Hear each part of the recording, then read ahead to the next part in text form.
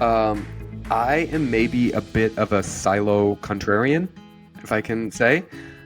Like, I think breaking silos is the unicorn of organizational wishes. We're huge, LinkedIn. We have to have silos. We're all happy. That was friction. That was good friction in action. We all had this dip in our experience where we got a little frustrated, but not so long that we got angry. And then they resolve it. If you can create that little bit of a line or that little bit of a delay or that little bit of a frustration, our brains, the conscious parts of them, are much more likely to switch on and notice what comes next. I remember talking with colleagues at Forrester, talking with clients and saying, okay, this is it. This is going to change how we do customer experience. We're going to focus on these peak moments.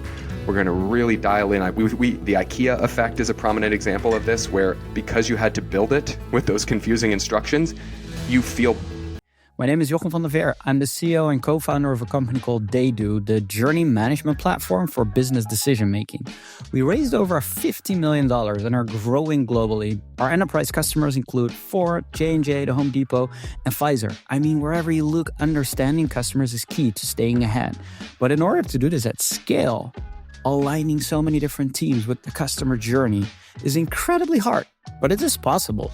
I really wish this podcast existed before we started our company, because so many companies are organizing around journeys and there's so much to learn. So in order to share what I'm learning, what I'm hearing with our community, I meet with industry experts. And in my video podcast, I'm here to explore the world of business strategy, design, and journeys, customer journeys, to really get an understanding of how leaders are changing their way in their business. So let's dive into the show. So today on the Experience Edge podcast, I have Sam Stern. He is the service design lead at LinkedIn and also taking care of customer experience.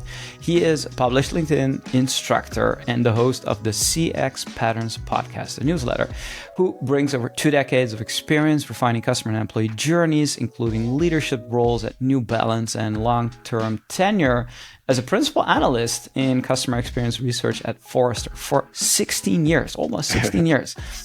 Sam's been around, okay? And today we're going to talk about journeys, data, customer experience, AI, and of course, how we are thinking about customer experience being an inside job. But I want to start in a different place, because right when we started, I don't know if I have the premiere, but I think it's great news for everyone. Like, Sam's working on a new book, talking about the characteristics of an experience designed to be memorable versus being perfect. So we should talk about it, but can't help to ask, Sam, why another CX book? Welcome to the show, by the way, Yes. But why another CX book?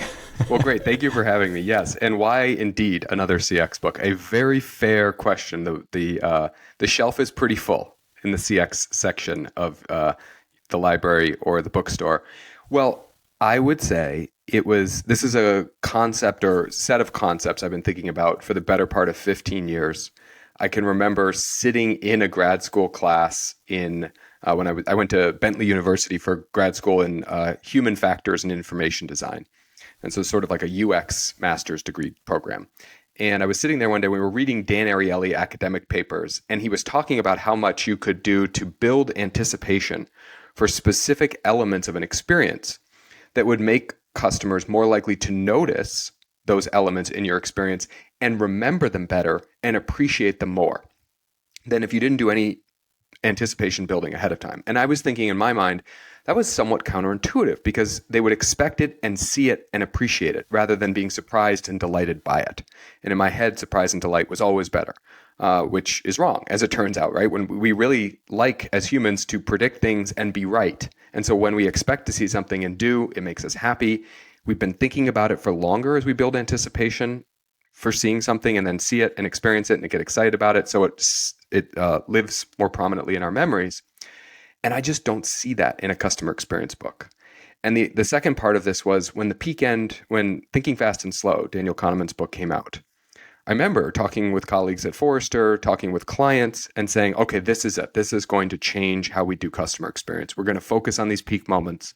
We're going to really dial in. I think I might have even predicted incorrectly at the time that teams would create sub-teams within their CX team to focus on the ends of the experiences, because it was so important to get that right.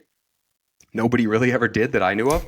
And I just think it's a missed opportunity where to nail a few key moments, to contrast them with friction or frustration in the experience, to make those moments appear even taller, more prominent in the customer's mind. So a line relieved by employees coming out to take away the line is better than if all employees are working the counter from the start in terms of how the customer remembers it.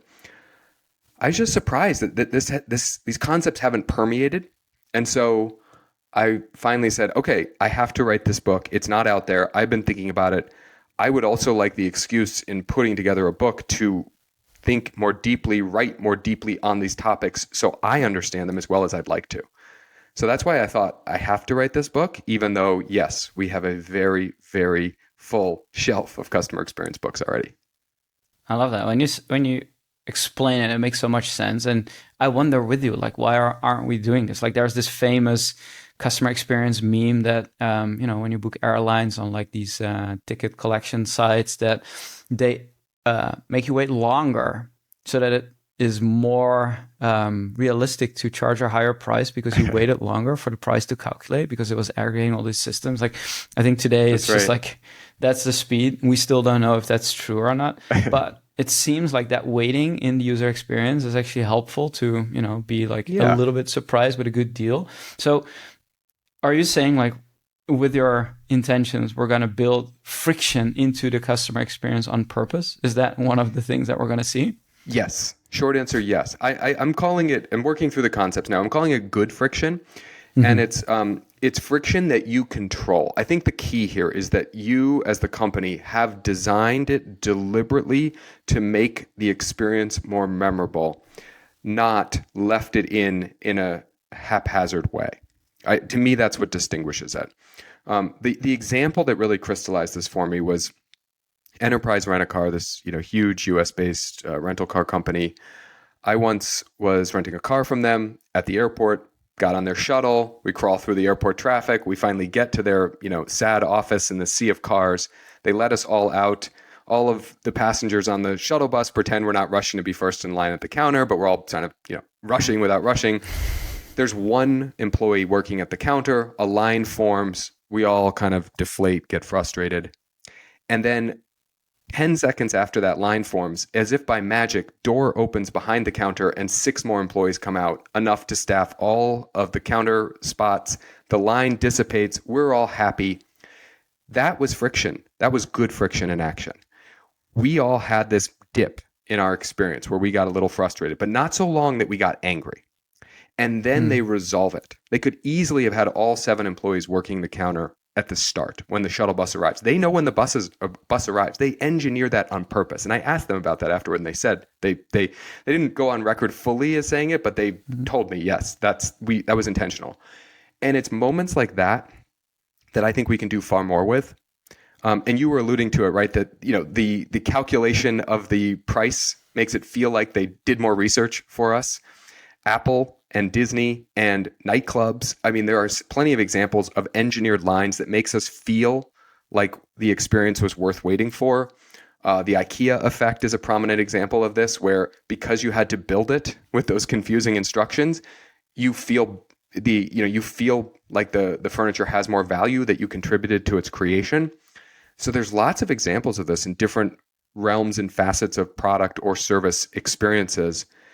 And I think we overlook it because we are trying to take all the friction out of the experience. And what I've sort of been saying lately is it's the dose of friction and the types of friction that matter. A line that stretches on forever for a mundane experience isn't worth it. But if it's a ride that your family is taking together at a theme park where you've gone on a family trip and you're waiting in line together and you're anticipating the ride, it feels different. And so we do need to, I think, discern the differences between different types of friction and different types of experiences where it's kind of okay for it to be part of the experience, and others where, nope, I want this as fast as possible. This is mundane. Do not make me wait any extra time. It's not to say you should put friction everywhere. Far from it. Only that you should be more discerning about when friction's okay and what types and in what places and when it should be eliminated. So Can we dig into that a little bit? Yeah. Because I think like I had, I don't know if you would listen to the episode, I had Todd Unger a while back on the Under show. He's the CXO of the AMA, and his whole thesis is like the Yeah. 10-second journey, right? Yeah. Remove friction everywhere, right? And we all think like customer centricity, name a company that's doing it extremely well. Everyone says Amazon, right? Lower prices, increased selection, super fast delivery. Remove friction everywhere for the customer, right? So Yeah. that's like our simplistic way of thinking about it. Yes, everything needs to be friction free. So how should we think about where good friction should be engineered? Like the lines in the nightclub, obvious place. Yeah. Yeah. The IKEA effect is another obvious one. But let's say maybe you can take it to where you work at LinkedIn, or take it to any mundane digital experience. Like how should we be thinking about what is good friction and what isn't? Like, is there a way to have an easy answer to that for teams who are like, oh, that makes a lot of sense. I want to do this today. Like, how should they decide where good friction should be input in the customer experience? No, it's a great question. And yeah, I read Todd's book and interviewed him on my podcast as well. So oh, I didn't know. That's cool. I'm very familiar with his concepts in there. And again, this is what I want to try and draw out this distinction. So I'm glad you're asking more questions about it. I don't think it's wrong to say remove friction. I think in many, many parts of our experience ecosystem, removing friction is the correct answer. I think the most natural counterpoint to that, in addition to the lines at nightclubs or theme parks we've already talked about, the IKEA effect, is, and this is a concept that I first learned about from my old colleague at Forrester, Joanna de Quintanilla, who is the sort of key journey researcher at Forrester, fantastic analyst there. And she talked about friction being good in some instances when we actually need to slow a customer down so they make a more considered decision. And so this is where I'm tying this in at LinkedIn. When you are posting a job, when you are running a campaign with us, when you are reaching out to make contact with someone who's a potential lead for your company. And those I've just sort of specced out our three main business lines, right? Sales, hiring, and marketing.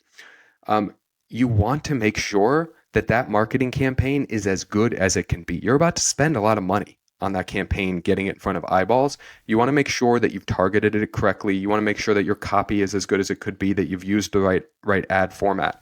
We can help you with that. You have your own expertise to do that well. We don't necessarily want to speed up every step in that process, because some of those steps you should take more time with. You should answer more questions. They should take more steps. And so that's an example of where, even though the customer might actually say they want it to go faster and have fewer steps, even though they might be frustrated that it's taking longer, I would argue you're doing them a favor by slowing them down in those instances when they should stop and take more time and be more deliberate. So that's one example I would think of. The other one, though, is anytime you're going to deliver what you believe is a peak moment in your experience, one that you want the customer to remember, the sort of cognitive science shows that when the moment that comes before has a greater contrast, so is worse, this is where good friction comes in. If you can create that little bit of a line or that little bit of a delay or that little bit of a frustration, our brains, the conscious parts of them, are much more likely to switch on and notice what comes next. So it's not just the contrast of, oh, a 7 to a 10 isn't as big as a 5 to a 10, but also that the 5 now wakes us up. And we notice and imprint on our brains more what comes next. And I just think that is an overlooked experience superpower, because you can get people to be more likely to remember the best moments of your experience. Why wouldn't you take advantage of that? That's just a huge opportunity, as long as that friction is very controlled, very limited, not too frustrating, not overriding the moment that follows, doesn't feel gratuitous. This is not to be overdoing it. It's just a little set off that activates their brain and creates greater contrast is how I'm thinking about it. No, this is, we can go off in two directions here. Like one direction would be like, the LinkedIn example is great. I mean, you're in service design, customer experience, but I can hear the product design group say like, no, we need to cut the form shorter, right? Why do we have to ask people all these things? Why do we have to have like 5 steps? Let's build it in 1 step. Let's use AI for this. Like, you can do it with voice, and you go and like, no. Hang on. We need to like make it a little bit of friction here. So that's like one angle to it. The other angle is, but Sam, we're like trying to hack our neural system here. We're trying to play tricks with people Yeah. to benefit us. Like, where should we draw the line? Like, what is ethically okay versus like not okay to do it? Like, I'll let you pick which side you want to go for from here. Yeah. Well, no, absolutely. So I think the second question I'll pick up on, is this ethically okay? And I guess I would argue that we are doing this kind of conditioning, massaging, context creation to shade customers to choices we want them to make in all settings. So this is not introducing new techniques in that sense. And I've been thinking about this a lot because I do think we have to be. I think it's incumbent upon service designers and CX teams to be responsible about how they use these types of behavioral science, behavioral economics type of techniques.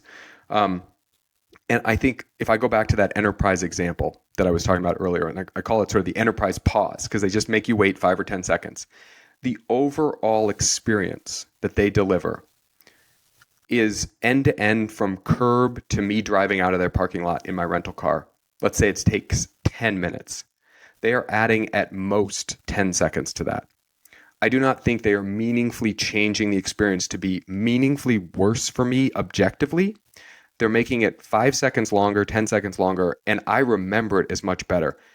I would argue you're doing the customer a favor there.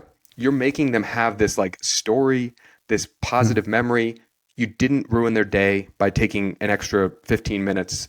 You had the car. The employees were very friendly and nice and felt like they were, arriving to bail me out of this line. That is actually a better experience, even though you did some trickery to engineer it, right? I think that's great. If contrast that with the aggregator, the travel aggregator you were referencing before, if they do all that, that digital sort of visualization of, we're checking all these places for prices, but secretly they're doing math on me, the user, to discern, okay, I remember this when there was like a differential in price. People were charged if they had a Mac versus a PC because Mac customers had higher household income. They're doing all the data check on me to see how much they think I can spend and charging me more. I think that's immoral. And I don't think that's the right use of this here. That's, to me, not good friction. That's friction slowing down to see how much advantage I can take of this customer. But if I'm slowing down to make their memory of the experience better, which is ultimately what they have, right? It's the perception of the experience more than the actual experience that we care about. It's what they remember that we care about. I think we've made their lives a little better, actually, I would argue. Switching to a bit of the context of LinkedIn, like you have a massive organization, there's service design, there's customer experience, and there's product and UX. Where does service design come in? Like maybe not even just in the context of like understanding like the behavioral aspects of the experience, where we should like create the friction or the contrast between the 5 and the 10 in that journey. But where does that come into the day-to-day of building product, of understanding your customers? Like walk me through like how that plays out. Yeah, great. So we're a team of 5. So we're pretty small. We're much smaller than our UX team, for example, and obviously smaller than our product design, product, and eng teams. We sit in product, and we primarily work with the part of the product organization and the product design and eng parts that work with them on the customer-facing employee experience. So we work with them, and so we do work with customer and member experiences as well. But our main body of work is to make it easier for our customer and facing employees. So think of sales, success, support primarily, and then some of the ancillary roles that support those groups. But that's about, 12,000, 15,000 employees at LinkedIn. It's a big cohort of people. We're making it easier for them to do their daily work, easier for them to serve our customers well, easier for them to share data and collaborate across roles, across departments. And it's all in service of making it a better employee experience, but a better employee experience for the people that deliver a huge part of our customer experience, because they're doing basically all the non-digital, non-platform touch points and interactions with our customers. So that's really how I think about us fitting in, is we're enabling the customer-facing employees at LinkedIn to be better at delivering the service and experience the parts of that they own. Is it more like a service design ops role, or is like the plumbing behind the experience so that the employees can like do this right? Or do I have to imagine like, no, you're actually taking care of like, how do they work? Like, what are their goals, their KPIs? How do they operate? And then so what we've been doing for the last 2 years, sort of in blocks and then in updates, is a body of research we call Day in the Life, which is qualitative research with those groups of employees, looking at their key tasks throughout the day, throughout the week. What tools do they use? What are the KPIs they're trying to hit? What are the policies they have to follow? The rules they have to work by? And then, of course, inevitably, what are the hacks, the workarounds, the sort of secrets that they have to actually work within that prescribed ecosystem to be more productive, to be more successful? And the idea is, hey, we're going to look for opportunities to remove pain points, remove friction. Again, I love removing friction in the right context, and make it easier for them to be productive. But also look for things that are one sales team or one individual sales rep, say, has figured out that we could potentially scale to other parts of the organization. And that could be through tools, but it's also likely through training or just information sharing or policy changes to tell people that actually we've said you can't use this system or data source, but actually you have access to it and it's fine now and it's okay.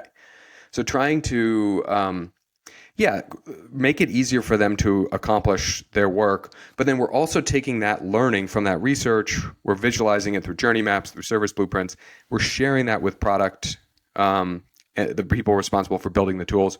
We're sharing it with go-to-market ops teams, the people responsible for sort of everything around the experience.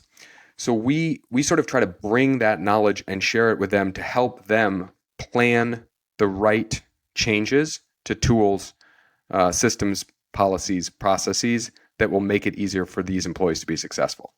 And just to give you a sense of this, like I had one sales leader say to us at a readout, he's like, what I want you to be able to tell me is when can I raise their goals because you've saved them enough hours in the week that it's fair for me to ask them to do this many more calls.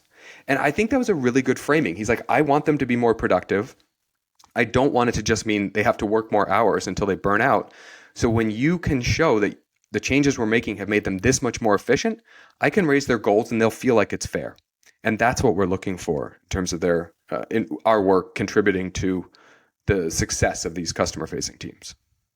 I love that. What's your secret to journey readouts? I mean, what I'm seeing is that some teams are really good at it. A lot of teams are really bad at it. They just have like massive, complicated journey maps, and like there's all these data in there, and like you check it over the fence, and people go like, "How the hell am I supposed to read this?" And then you're there hand holding them, and all they needed was that one insight or that one friction point or that one metric that they cared about. So, what is the trick to doing journey readouts correct? Yeah. Well, one trick I really like is we will use a lot of video clips from the research sessions in those readouts.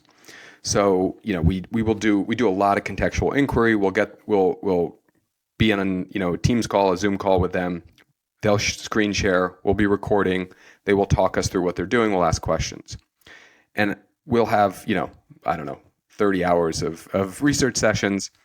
I will pop it into Descript software plug here and edit those into little clips and grab some of the most choicest elements where we'll create the journey map, and then we'll say, okay, what from the research, first of all, we have to know, like, how do we know this is a pain point that's that's not just one person, but that experienced by at least a large percentage of the people we talk to, and what quote someone on video showing us that they can't find that information or telling us that they have to go through these extra steps to verify the data are accurate or whatever it is, which best illustrates that point.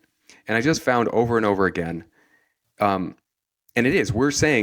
we're putting it in the journey map because we know this is what's happening for the preponderance of employees. This is the pain point that they experience.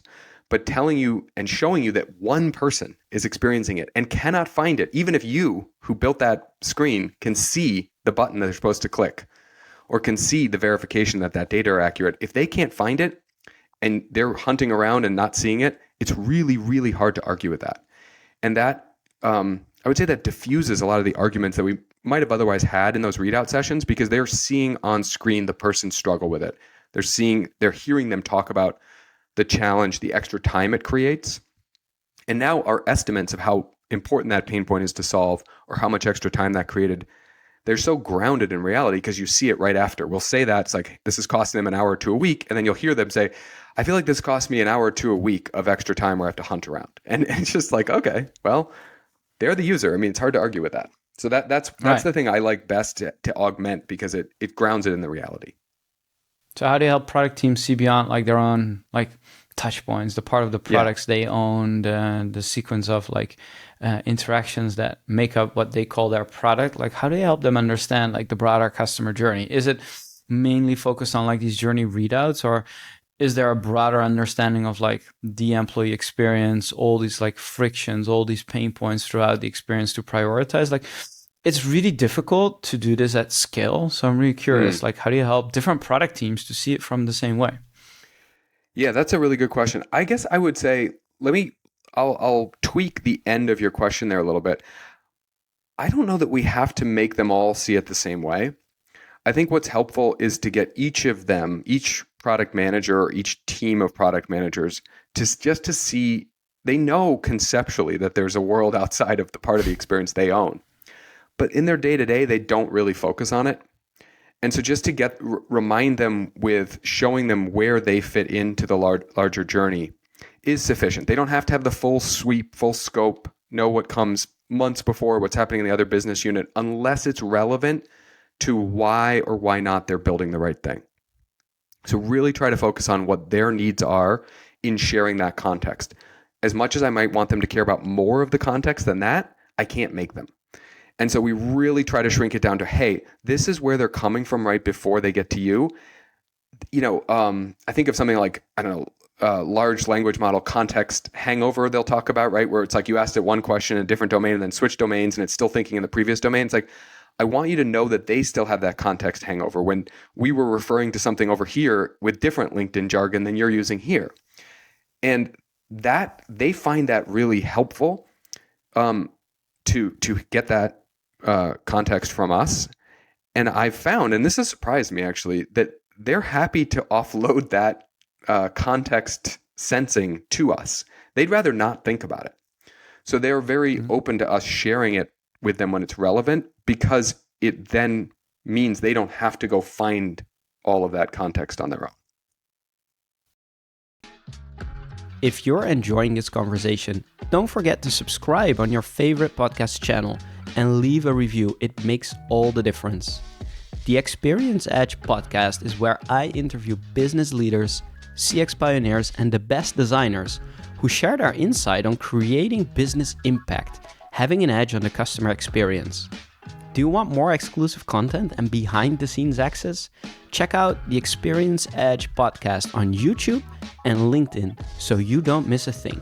Now let's get back to the conversation. Talk to me about prioritization. Is the product team who drives the roadmap prioritizing for you, saying like, these are the things that we've uncovered that we want to work on, help us figure out if that's correct? Or is it the other way around? You bring the problems to them and say, you're offloading the context finding to me, and I'm coming to you in whatever the moments we have agreed to with insights that will help you prioritize. Yeah. They run the show for sure.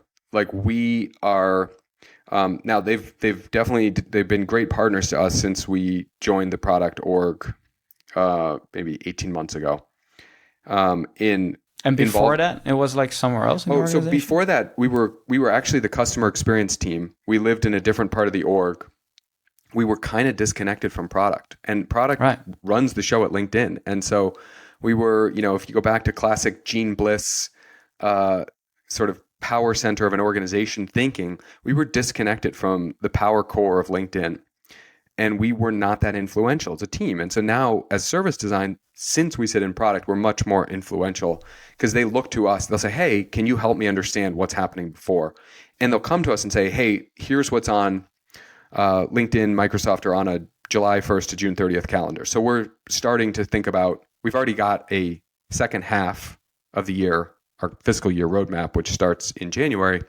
They're doing some reprioritization now. We're in those conversations talking about, okay, we want to prioritize, move up this project, delay this project for reason. Can you shuffle around your research plan to support that? Do you have any insights that support our decision making about those changes to our roadmap? And so we're involved from that perspective, but reactive to them. I would say we have a big bet that we're working on now to be a little more proactive, which is we're getting close to finishing a journey atlas that's sort of a compendium of all the journeys we've mapped. We're pulling in UX research maps, some other teams that have done journey mapping into an integrated full company view. We think that can give us some, I would say, more gravitas to be proactive and saying, hey, we're seeing this real opportunity in the connection across these silos or these touch points or these business units. That remains to be seen, how open they'll be to us being proactive in that way. We do think at a minimum, even if they're not, it will give us much better sensing capabilities to answer the questions they're coming to us with. But that's our hope for being more proactive in the future. Are there roadmaps directly integrated with that? Or do they live in a separate place? Separately, yeah. Yeah.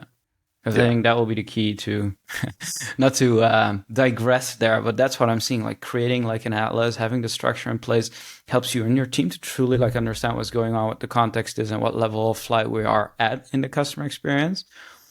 But then product, often, like you said, they offload the context to you. Yeah. They are happy that you own it, and they go about their own roadmap. So, but when you start to integrate, what is fascinating, what I'm seeing is like, okay, you have this journey, whatever the journey is, whatever the experience is. Now we're seeing all these epics, all these sprints that we've been working on, all these features come to market. And all of a sudden, we're starting to see different things, like pain points go away. Yeah. Or KPIs that we said we care about, like the amount a task is being done by a person, is going down. Now we're making impact together. So, and I think like if that lives in two different worlds, like there's going to be a lot of SAMs needed to get all of that done. If you have 5 people serving 12,000, so that's going to be hard. Yeah. Okay. Great. I thank you for that. I feel like I'm getting a live advisory session here. So I'm filing that away because I think that's a really important point. That integration makes a lot of sense. This is what I'm seeing in a lot of, especially in product-oriented organizations, where product is running the show, where the product is the company, right? Yeah. That's like one of the pitfalls to do. But if you think about like the shift from CX service design being outside of product, like what led it to be embedded? Like, was there a moment in time where you said like we have to embed it? Was it coming from leadership? Like, what was the reason that it was done in the first place? Yeah, it's a good question. So we were outside of product. I don't think we were that valuable, to be honest, as a CX team. My sub team had been already started on this body of research, the day in the life research with employees, and that they tapped us for that when we were the customer experience team because they didn't have coverage for employee research from UX. UX was focused on customer research and member research. Those were higher priorities and make sense. They needed this research to inform their product roadmap for employee tools. They didn't have it. They came to us. That research was really valuable to them. So they said, all right, we'll keep these people from the customer experience team, but we got to integrate them because if they're doing this kind of research for us, we want to be working in lockstep with them. So I would say we got lucky to be working on the right project at that time, that myself and the rest of my team is still here. But we did good quality work and it helped them. It was valuable to them. And so they saw that value. So I would say it was luck and quality of our work sort of coming together to say, oh, okay, great. This is valuable. And imagine how much more valuable it would be if we integrated this group into the larger product org. Right. It sounds also like it's blending between the service design work, the customer experience work, almost like the user research work. Like, is there even a distinction? Like, it sounds like you still have the specific roles. Like, what's your take on like the blending of these roles versus like the specialisms within those disciplines? Yeah, it's a great question. I mean, so I've been doing customer experience since 20 years plus. It's 2004, I think, is when I started doing it at Forrester Research, and about probably 4 or 5 years after that, two of my colleagues at Forrester, Carrie Bodine, who's the co-author of Outside In with Harley Manning, and then Leah Bewley, who had a really long UX track record before she came to Forrester to be a CX analyst, and she wrote the UX Team of One. Fantastic user experience researcher and thinker. Both of them, about a year or two apart, wrote these posts about predicting, and I think correctly predicting, that the Venn diagram with customer experience and service design and UX circles, at least the circle for customer experience and service design would start to overlap more. And it would be largely CX embracing ideas and techniques and ways of thinking from service design and incorporating them. And things like systems thinking, ecosystem thinking, working back from the customer deep into the organization to understand, to create a service blueprint that aligned with the journey map, that type of work. Much more qualitative research approach rather than just surveys or VOC collection. And I think that happened. So as I was in customer experience, we kept migrating towards service design. So when I moved officially to become service design, I was like, all right, well, this feels really familiar to me. However, I wanted to check that. So I know you've had him as a guest before, but Mark Fontaine, who runs, has his own podcast, right? The Service Design Show. I started listening to that. And it was great. And then I joined his in-house service designer community because I wanted to make sure I was grounding myself fully in the perspective of service designers in the world. And that has helped me to step out of the CX perspective that I think, if I could typecast customer experience right now, I think it's a little bit over obsessed with measurements, a little over obsessed with dashboards and instrumentation of experiences. And I think service design still has that heart of the humanity and the sort of the intricacies of what you're delivering and the complexities of that more at its center, in a way that makes sense for us as we focus on employees and the parts of the experience that they're delivering at LinkedIn. Oh, I love that perspective. I think that is spot on. And then what I'm also seeing, I'm curious if that's true in LinkedIn as well, is that we're now seeing the roles blend. So we're having system thinking. We take the journey or blueprint as an approach. We think about bringing the data in. What's your take on business impact? Because what I see as the next evolution of this is that, okay, now we're thinking about the systems. Now we're thinking customer first. And all of us work in an enterprise where we are customer obsessed and it's all about the customer, right? We all, that's not something that we need to convince the world of anymore. But service design and or CX, I mean, the good part of customer experience, who are thinking in this way, they are now taking the next step, which is creating the business impact, creating the through line, maybe in your case to the product organization, how do we make impact for our customers? But ultimately it's about creating win-wins, more customers, more revenue, more customers that stay longer is more revenue. How can we think about the role that service design and CX have in creating sustainable business impact? And I'm curious to hear your take on this. It's what do you see play out at LinkedIn, for example? Yeah, it's a great question. So at LinkedIn right now, we have this push about a year old, and we're really getting dialed in on it now, I would say. It's taken a while, but we call full stack builder. And the idea is from Eng all the way over there to UX and service design all the way over here, you should be able to do, with support from all the new AI tools and capabilities, versions of everybody's job. So, creating synthetic personas based off of past research, creating, a product jammer tool that helps you build PRDs or what have you, to ape some of the ideas in product. And we want to be careful about this. I will never be a great product manager, at least not for many years. I will never be a good coder. Never, ever. That ship has long sailed. And I would argue probably most engineers didn't get into engineering because they wanted to do qualitative research with lots of customers. But the idea is you're enabled to go from idea all the way through to execution and delivery with the right tools to get you a lot of the way there. And what I think is so powerful about that is it now puts everyone closer to delivering impact for the customer, to your point. So when you see a problem, designers are now empowered to ship code to fix small pain points, not to recreate entire products, but to patch things and fix things. And we can measure the impact of that. And we can measure the fact that it takes engineers out of that sort of find and fix cycle and keeps them focused on bigger changes and having that impact. And as we test out these tools and as we test out these new ways of working, it gives us more insight into how to enable that for customers, right? So that, what type of agentic assistant would be most relevant to them, would they be most likely to trust when they are searching for candidates to fill an open job, or when they're writing the job description in the first place.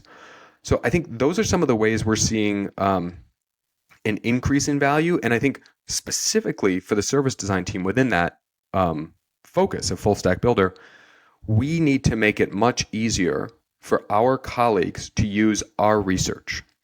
And so that means that they can query it themselves, ask questions of it, get pointed to the right links, have an interactive conversation potentially with an agent that is telling them, like, okay, here, what's your idea? Here's the relevant research. Here's what that should be telling you. Here are some of the key insights, and here's the deeper sources. Here's the video of the research if you want to go watch it. Here's what that's telling you about what you should build or what you should prioritize when you build something in that space. The more we can do that, the more that 5 of us, even if we stay 5 of us, are having more impact across more of the org, because more people can access and use our insights to build things that have value for our customers. When you say insights, like it's coming from the customer, I mean, a product manager, a product team, let's not pick on product managers per se, but like a product team can like query your data in any way they want to get to some form of answer that will validate what they wanted to build in the first place, right? So that's the risk of this. So where I get at is there's also the other part, like you serve the go-to-market organization, for instance, like they want to focus on sales efficiency. Okay. So every mundane task you can get rid of by focusing on building the right solution for your employees will give them, in a sense, more chance to go and be with customers, talk to them, reach out to them, right? So that's a business goal on its own, like increase my sales efficiency. So how do you balance that? Like taking a cue from, I'm not saying like this is a goal that you have per se, but like fill in the blank goal that you actually get from your go-to-market team. Like, how do you balance that versus like, no, here's from our primary research, from our day in the life studies, from all the things that we're doing, here's the facts and the insights that you should have to make your decision. Now go make it. Taking that against, oh, we work for you. You want to improve sales efficiency. So let me do the work for you to help you paint the picture on where the opportunities are. Yeah, no, it's a great question. So I do think, I think if we build the agent in the right way, it can have some constraints and guardrails around it to not just simply validate what they want to go build. Now, I don't want to be totally naive, right? They're in control. They're asking questions. They're interacting with it. If they have priors and are trying to find their data point that will support them, it's going to happen. But if we are surfacing the right insights at the right level, I think we can at least constrain them a little bit in that kind of motivated reasoning. And then in terms of taking a cue from the business about they want to increase efficiency, you take sort of mundane tasks off a sales rep's plate and give them 2 hours back a week. That's 2 hours more of time they can spend calling clients or meeting with clients. Absolutely. And that's mostly almost always good, right? They're providing better experience. They're selling more. It's how they should be spending their time. We can also look at through our data, and this is where I think we can get more proactive, is which of the things they do with clients actually are the real value adds. And I'll give you an example. We were measuring as an organization how much time customer success and sales were spending with clients. And the numbers look good. It was a big percentage of their time. When we did our day in the life study, one of the things we uncovered was customer success in particular spent a lot of that time with clients helping them babysit support tickets going through support. That is not a good use of time. It's highly inefficient for the support team to be hassled by both the customer and the customer success rep. It's not very expensive as well. It's expensive. It's not value adding from the customer success rep. We are getting back to zero here. You have a problem and we're just trying to resolve it and fix it. So that was a really good it's a high level. It's not even that specific, but it's a bit of nuance to say, well, not all customer facing time is the same, and we actually want to eliminate this customer facing time too. We need to get much better at handling the support tickets, being transparent, maybe not even handling them faster necessarily. Back to where we started with perception, but like being transparent about where you are in the process so you're not always wondering, and checking in with your account team, checking in with support so that they can finish handling the ticket. And so that was an example of where we said, hey, what we actually don't need to just measure time with clients. We need to measure it in categories so we know if we're getting to the high value adding time and not just adding more time on some of those, frankly, signs that something is broken in our ecosystem, right? If CSMs are babysitting support tickets. Do you think AI can ever understand context the way a service designer does? You never say never with AI. It keeps moving up the stack or moving into new domains. I think it's going to be complementary. If I had to say, like, I bet there are things that it can understand. It can spot patterns that I wouldn't think to look for. It can spot contextual elements that I wouldn't consider. Yeah. And that, in the best world, that's complementary to what I see that it would struggle to see. But like, as I say that, the fair next question would be, well, can you give me an example of what that might be? And I'm not really thinking of one right now. And perhaps that's because I don't have, an AI mind to spot that type of context. I just imagine it, if I'm open to it being complementary and spotting context that I can't spot, then I won't be just dinging it for not spotting context that's obvious to me, if that makes sense. Yeah. No, I think you're accurate, right? I mean, it can say, okay, let's analyze all the time we spend on all those calls and put them in buckets. Like that's what it can do. But if you don't give it the context that you're interested in, that's right, it'll just be information, right? You do not have like knowledge or wisdom. If you think about the wisdom pyramid, like to act, like it still needs human judgment to be effective today. So can I ask you, turn it around for a second? I mean, are you seeing that with your clients? Are they finding AI adding context into their understanding of some of their journeys, for example? So I think of journeys being the context. So if we set the boundaries of like, what is the task a customer tries to complete? What is the goal a user has, right? That's the boundary of a journey. So it has a start and an end, and there's a couple of steps before, during, and after any of those interactions in that journey, right? And it can be like touch points we own, can be events they are triggering in our product, but can also be steps they take by talking to their spouse or friend, or making the decision in a marketing team to go ahead for this campaign. So that's the journey. Those are the steps, and we need to understand the data in them. So what are the pain points we have, to your point? Like, do we have backing of that? How much is that?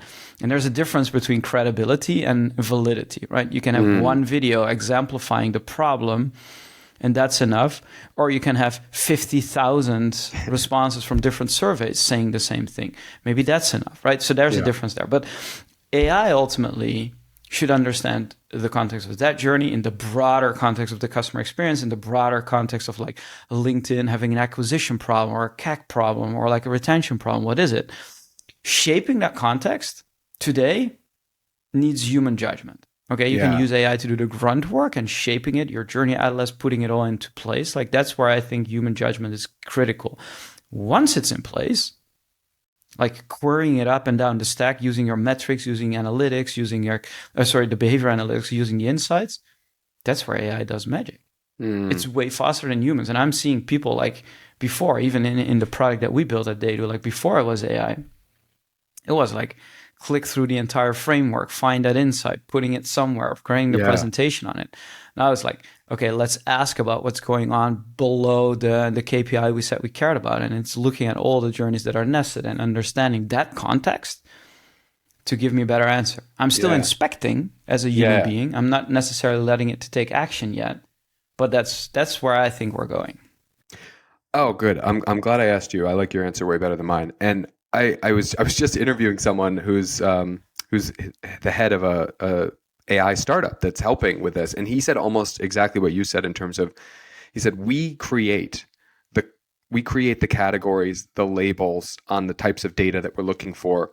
We create, so all that human knowledge, context, judgment goes in at the front. We create all those buckets, but then we input raw data, and the AI with those guardrails, that context, with our expertise inputted, produces insights that we would never have come to without it. And so to Right. your point, it's like it's guided by the human knowledge and expertise and context, but then it has amazing power to then use within that framing to spot things you might not spot. Yeah. Yeah. And that matching, like, of the taxonomy that you have, like, what are my different product lines? What are the features? Yeah. What are the services we offer? What are the employee policies that we have? Like, those should be structured. And then we're, pegging AI against that. So I'm with you there. But there's also emergent properties. Like, if you Yeah. analyze the calls that your reps are having with your customers, they're telling you about things outside of the scope of LinkedIn. Yes. And that's an emergent property. And at first you're like, okay, whatever. But as it starts to rise and come from different angles, like, that becomes a new thing. And that is an input for service design. And I mean, the data is already there. Yeah. But today, all of a sudden, we can access it because of AI and because we don't need to have like 50,000 people in your team to actually be able to cover it all.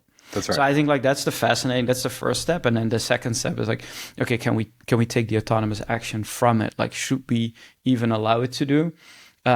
Which brings me back to like the blending of the roles of like CX, UX, but also product management in a way, right? Some product organizations, the PM is going into like delivery and, being able to vibe code some proper solutions that ultimately are ready for like proper delivery. In other organizations, they're going to the left.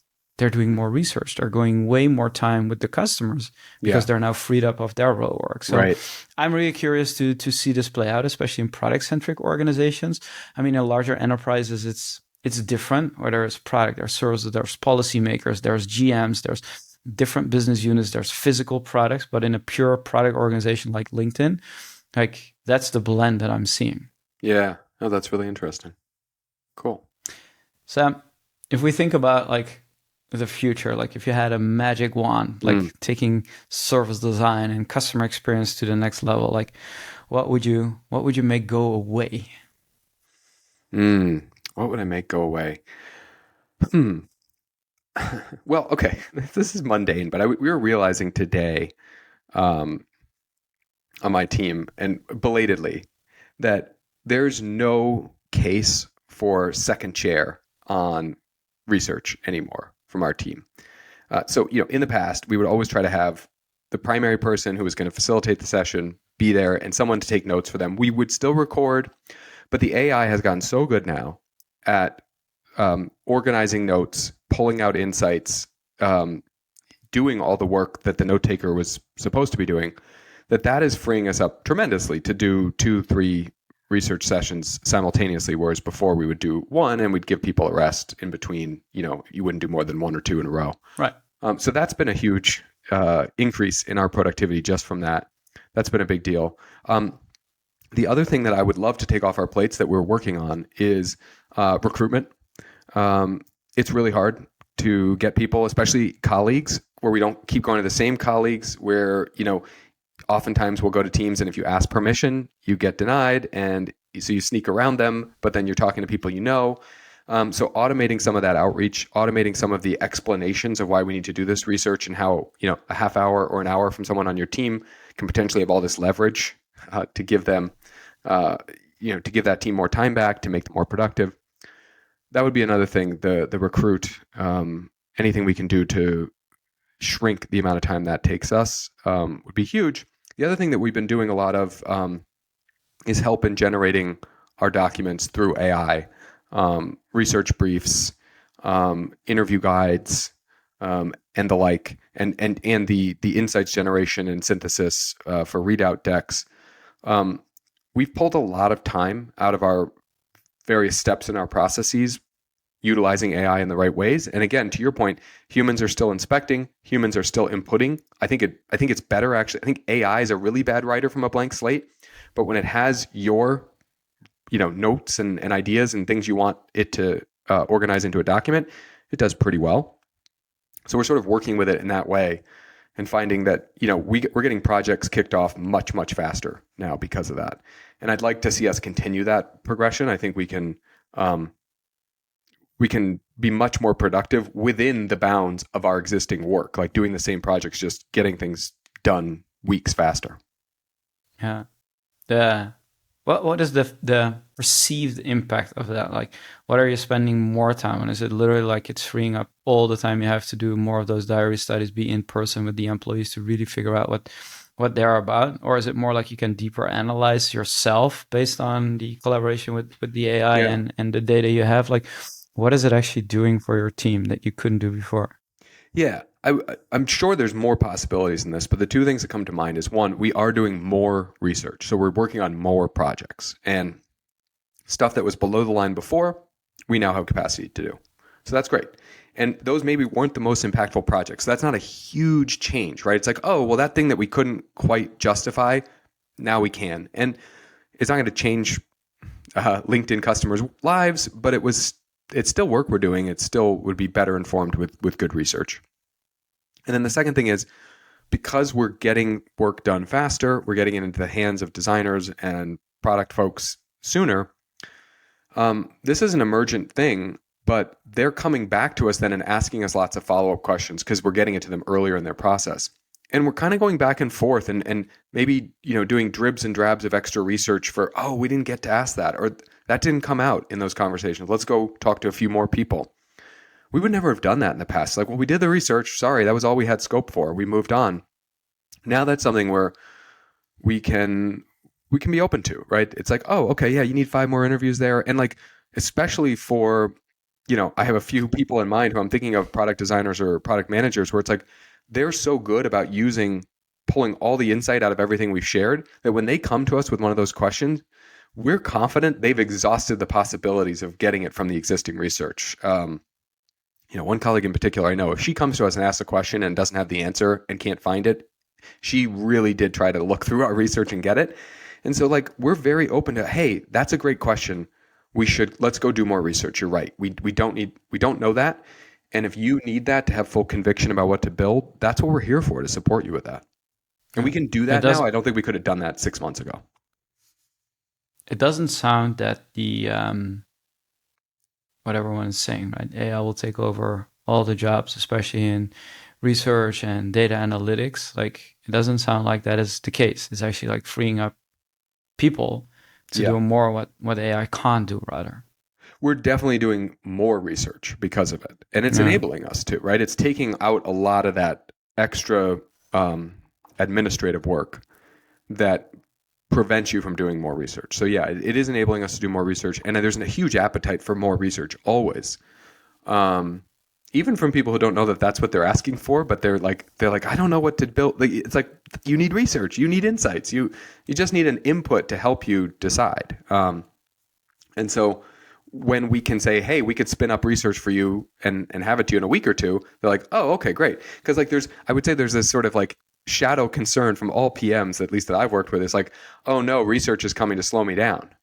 And it's like, Right. well, it's like, oh, we can get this to you, before the end of the month. They're like, oh, well, I wasn't going to build anything till the end of the quarter anyway. That's great. Right. I was surprised that on the Magic Wand question, like, a lot of people say something about like get rid of the silos or figure out like how to better operate that. Like, is that not a concern to you today in a massive organization LinkedIn is, or it wasn't just like the priority to answer that question? Okay, so I am maybe a bit of a silo contrarian, if I Hmm. can say. Like, I think breaking silos is the unicorn of organizational wishes. Like, we're huge, LinkedIn. We have to have silos. We have to be organized and structured in some way. We're never going to break our silos. We could break the existing ones, but new ones will form. And so I like, to me, hoping to break silos is hoping that Santa Claus exists, hoping that something that's never going to happen could happen. So rather than that, and this is why I sort of, my answer went right to that research thing. The more that we are empowered to help our colleagues have conviction about what to build, the more I think we are working across silos in a way that makes sense. We're getting insights to them that tell them what to build. Some of those insights are coming from other parts of the business, which is a way of breaking a silo, if you think about it, right? We're sharing information that gives them the context of what others are working on. And this is a big thing we're doing now, is we'll say, hey, they've solved this problem for a similar customer over here in this way. Can we start with their solution and make it now appropriate for your product and your version of that customer? I think that is breaking silos in the way that's realistic. And going beyond that, I don't know. I don't know that it would last, right? I think you'd break the silos, but then you'd have some chaos and you'd reconstitute the silos 6 months later and have a new set of problems to work across. So I don't wish for that, only because I just don't think it's realistic. It almost was like hearing myself talk about like, we gotta unite the silos, connect them, but respect them, right? And I think I'm with you there. It doesn't work in a large organization. Small organization, yes. If you're a 100-person company, like, and you have silos, you have a serious problem. But if you're a 10,000 people organization, like, you need them. That's right. You need some structure. It's like, this is why startups sometimes succeed against bigger, better funded competitors, because the silos can make you sclerotic and slow, but they also hold you up and in place with all those people doing different jobs. So it's not that I love silos, but they are a fact of life at a large company. I love it. If we want to have people reach out to you, find you, what is the best place to get your podcast or stay in touch with where the book is going, when it's coming out, when you've done it? I mean, you just started, so we'll take a bit, but where do they find you, Sam? Well, no surprise, perhaps. I work at LinkedIn. I'm on LinkedIn. Find me on LinkedIn. I'm sharing there. I post my podcast there. I have a LinkedIn newsletter that goes out once a week, and I post probably twice a week. Please connect with me. I love hearing from people. I will say too, I love hearing from you in two ways. One, if you have questions, ideas for podcasts or for things in the book, if you want to argue with me about whether friction can ever be good, I'd love to hear from you, and let's talk. Two, if you have an issue with LinkedIn, I want to hear about it. We love to hear about it. I take it as a sign that when people engage to tell us what's not working or what they think is ridiculous, for example, I get a lot of people complaining that we have games at all. I get it. I don't love our games either. Let me know. That feedback is really helpful. As I said before, when I can show video of a user struggling, it's more impactful than I just tell you that that's what's happening.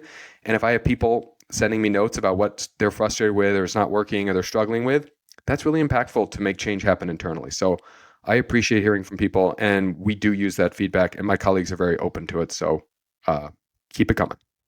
I love it. And I will take you up on that as well. So Thank you so much for being with here. You were fantastic today, Sam. Thank you. Well, thank you for having me. It's great chatting with you. I learned a lot, so I appreciate it. And look forward to hearing from people after this episode. And if you aren't sick of the sound of my voice, as Joachim had said earlier, you can come find CX Patterns podcast wherever you find podcasts and where you're already subscribed to the Experience Edge, as I'm sure many of you are. Thanks for having me. Yes.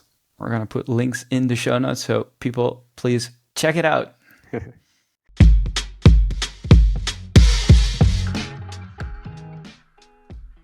All right, and that's it. Thank you so much for listening. If you found this valuable today, don't forget to subscribe to the Experience Edge on your favorite podcast channel, leave a review, and share it with your team. I'd be delighted. Today's episode was brought to you by Daydo, the AI journey management solution for enterprise. To have an edge on your business strategy and to know why your customers do what they do, visit daydo.com and explore more resources to accelerate your customer experience game. And remember, the journey to creating customer-centric impact never ends, and here's always a new edge to discover in doing things differently. Next week, a new episode. Until then, keep pushing the edge and stay inspired. See you in the next episode.